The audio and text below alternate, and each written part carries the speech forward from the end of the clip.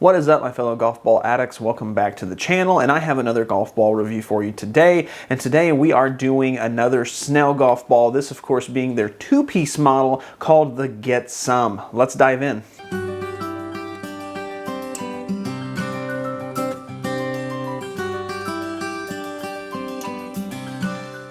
Okay, so if you have seen the channel before, you know that I have tested the actual Snell Tour line golf balls, the Prime and the Prime X. I did that a few months ago, and I had really good results. I loved what they did with the whole rebrand, redesign, the new logo. I loved how the golf balls performed. I loved the price point was pretty darn good, especially for a value tour ball. Everything really checked all the boxes, and honestly, it's been a great golf ball. I've still been using those out on the course even to this day, trying to go through them.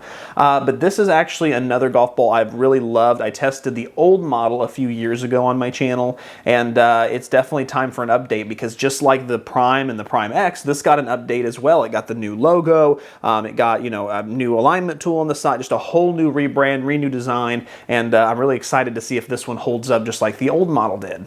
So real quick, before we get into design, I do want to talk about like the price point. It actually comes in at $19.99 with $5 shipping, so that makes about $25 a dozen just if you buy one, which isn't the greatest value in the world, but it's not bad either. It puts it right in line with like your Callaway Super Soft. You know, a lot of two-piece golf balls at this point are either 23, 24, 25. That's kind of the normal, especially for the AAA line out there, the most well-known brands. Now, where Snell does come in and add a little bit more value is they do offer bulk pricing, kind of like how Vice does, which is really cool. They didn't used to do that to this degree in the past, where if you get, I think it's 2 dozen, they go down to $18.99, 3 dozen $17.99, 4 dozen $16.99, but you can actually get 5 dozen for $15.99 each. And considering that shipping is really only the $5 shipping regardless of how many you buy, you can get out for pretty good. That's basically getting out for $16 a dozen, which that price point is really good. So it's a price point that isn't gonna blow me away by any means, but it's very competitive, puts it right in the middle of the market where it can attack, it can make a move. Unfortunately, some of these two-piece golf balls lately have been really higher price. Like I just did the Q-Star and it was $28. I did the Titleist Tour Soft a while back, it was $37. Two-piece golf balls in that price range basically kind of make it to where I have to hold it to such a high standard that if the golf ball just doesn't blow me away, I just don't recommend it, because there's been a lot of golf balls in this, you know, kind of $20, $25 price range that have performed really well, but just not cost as much as those more expensive balls. So let's dive into the design of the golf ball. As I've said before, I love Snell's new logo. I love what they've done. They really upped it, amped it, made it look a lot more professional, a little bit more AAA, even though the direct-to-consumer. It's been awesome. Dean Snell really knows what he's doing here, you can tell. This actually, you'll notice, is a 99. Snell does this really thing that you can basically get kind of high numbers or random numbers. I also got some that were 22. I also got some that were like 33. You can get a variety of numbers there. Snell's really good at that, but I like the 99. It's kind of different. Turning it over on the side there, you'll see the alignment tool. Now this isn't, you know, a thick black line like I usually like, or even like a stripe or something crazy, but this actually gets the job done. This is very unique. I like what it does there with the 3 lines, and it's actually very easy to see even if you do that. So if you're someone who uses an alignment tool like me, you're gonna be able to see it no problem, so that's really good. And this golf ball also does come in a yellow version as well, so if you're someone who does like that yellow pop to make it see a little bit easier, you can get them in that color too. All right, so I like the design, it's really good. Let's get out to the chipping and putting green and let's see how it performs out there. Time to get some.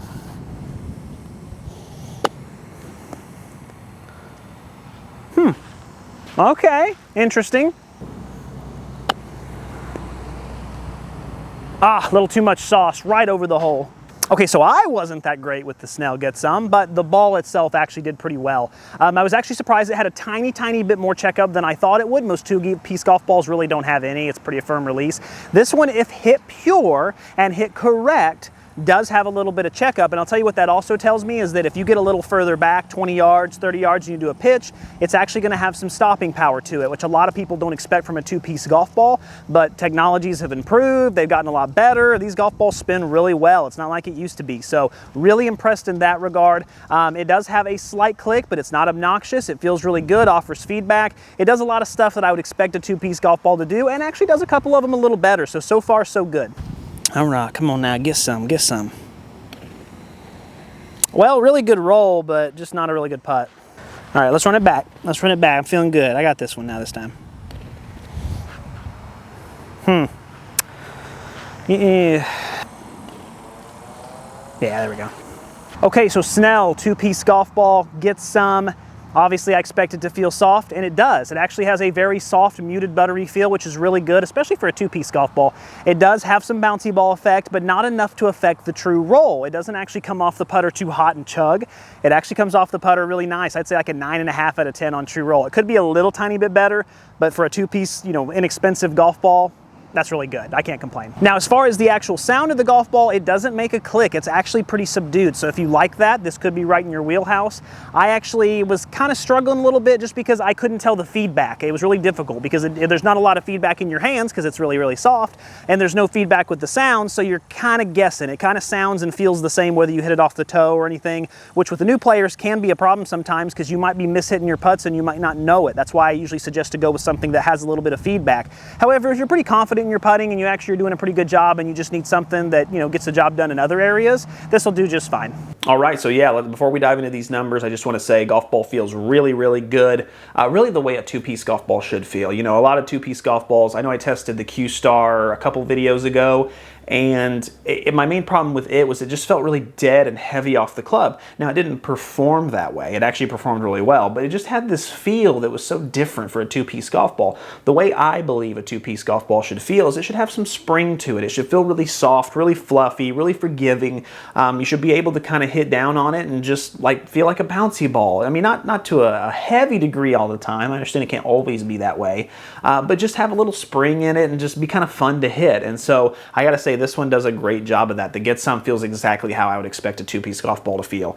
Hitting down on it, it really springs off the club. You can just feel it's hot. You can feel it comes off good, very forgiving off mishits. So I'm interested to see what these numbers are because so far, just based on the greenside performance, based on the feel of the golf ball, I like where it's going. So I hope these numbers hold up. So let's dive into the 9-iron here. 92.3 mile per hour, that is above average. That's a good start. 129.2, so I gained about 3.5 yards. That's awesome. 122.8, yep, a gain there again. And then actually it launched pretty high, which is good. I like a golf ball that kind of gets high in the air, especially for a mid-swinger. Once you get into being a fast swinger, 105 mile an hour, 105 mile an hour, you don't want to get the ball up in the air as much. You want something a little lower launching. But for us in that mid-range, that mid to fast range, having a little extra height isn't a bad thing. It's going to allow the ball to carry a little bit further, and that's why I got those increase in numbers. So far so good. Let's dive into the 7 now here. Let's look at these numbers. 6,227, so that's slightly below my average. It still will stick a green, but not quite to the degree I'm used to. 110 mile per hour is awesome. That is super fast off the 7-iron. 167.5. I gained 7 yards off of the 7-iron hit. That is amazing. 156.8, same thing there, and 17.7. So this actually launched low with the 7-iron. I might have been closing the face a little too fast on that one, but still really good numbers there. Those are awesome. That anytime you can gain 7-8 yards with a club, it's pretty incredible. I love that. I haven't been getting that a lot lately because I've been testing a lot more 3- and 4-piece golf balls, and they're just not as forgiving. So to have this one and be able to hit it time and time again and just get ridiculous, crazy numbers off of it, that was a lot of fun. So I hope this continues. Let's get into the 5 hybrid now. Let's see how it does. 4,164 on your spin, which is right in line with average, so not bad at all. It should stick just fine. 121, so I gained 4 mile an hour with the hybrid. That's amazing. 201.8, almost gained 10 yards off the hybrid hit. 188.6, same thing, about 9 yards, and then a 14.3 launch, which was mid. Those numbers are just phenomenal.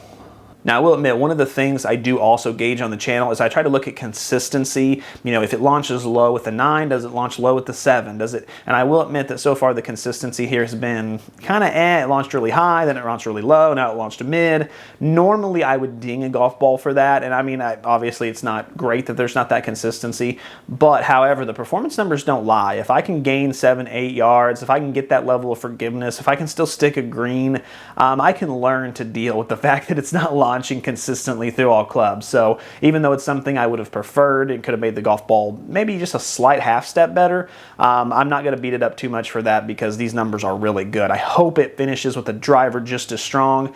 If it does, we might have a new top 10, top 15 golf ball in our hands. Let's take a look at these driver numbers. 3,026 on the spin, so it's spinning a lot more than normal. 249.1, which is awesome. That's gained about 6.5 yards. 135.5, so I gained about a mile per hour. 228.3, and I mean, again, 6 yards, that's awesome. And it launched high at 16.3. So again, now it's launching high again. There is an inconsistent launch there, but I'm not going to beat it up too bad because across the board, I have gained 6, 7, 8, 9 yards across every club. I only gained 4 or 5, of course, with the 9-iron, but then with the 7, the 5, the driver, I just continue to gain distance. I'm getting phenomenal forgiveness off miss hits. I'm only losing 4 or 5 yards on a miss hit, which is phenomenal. The golf ball's sticking to the green. It feels really good. I mean, this is a really good performance. Before I give my final thoughts, I am going to touch on the durability real quick, which I've always had really good luck with Snell. I know some other people haven't, but I've never had an issue. Let's go ahead and look at this. As you can see, there is some scuffs here. There is some scratches. There's some dirt marks. You can kind of see that. If I feel this golf ball, there's a couple spots where it kind of feels like it's starting to go, but not really. It is, of course, a 2-piece iometer golf ball. It's in that 65-70 compression range. So I would say, knowing that, it's actually performed pretty well. I would say this is after about 60 shots, so I would say probably a round and you're good. And once you get through a whole round, you'll probably notice enough scuffing and scrapes and things like that to where you probably won't get a consistent flight anymore or consistent roll on the green or anything like that. But still, lasting a whole round is really good, especially considering the price point. And that's, let's be honest, most of the time if you're buying something like this, it probably won't last through the whole round anyway. All right, so in conclusion, I mean, how could you not be really, really impressed? I've always had a soft spot for Snell. I loved when they redid the redesign of the Prime earlier this year. I think they've always been phenomenal. They have a great price point. They understand direct to consumer. They understand what the idea is about. They're providing really good quality golf balls at a price that we all can really afford. It's a lot more affordable than, you know, your tour line. And then now, even knowing they came out with the 2-piece golf ball, and it still performs, it still holds up. It's one of the best I've ever tested. This golf ball could give the Cut Red a run for its money. You know, I'd have to go back and compare the numbers side by side, but you know, this is going to be really, really close to that. You know, I know the Wilson Zip was another really big one. I mean, this is probably going to be a top 10, for sure top 15, but top 10 golf ball on the channel for sure. This is really, really good at the price point. And what's nice is I could see someone like myself really liking this golf ball, and then you just buy in bulk at the beginning of the season for $16 a dozen. You really cannot beat that. I mean, even if you add the $1 on there for shipping, because $5 total, 5 dozen, $1 a dozen, I mean, you're looking at 17 a dozen, 17 a dozen for a 2-piece golf ball that performs phenomenally. So that's one of the best deals in the industry right now. So yes, really love this golf ball. I'm proud of Snell. They did a phenomenal job, not only with their tour line balls, but with now their 2-piece golf ball as well. Really exciting stuff. When I come out with my top 100 in a couple weeks, a month, whenever I finally get to 100, whenever that happens, look for this one to be in that top 10. It's a real possibility. All right, guys, as always, keep watching and keep saving. I appreciate it. Until next time.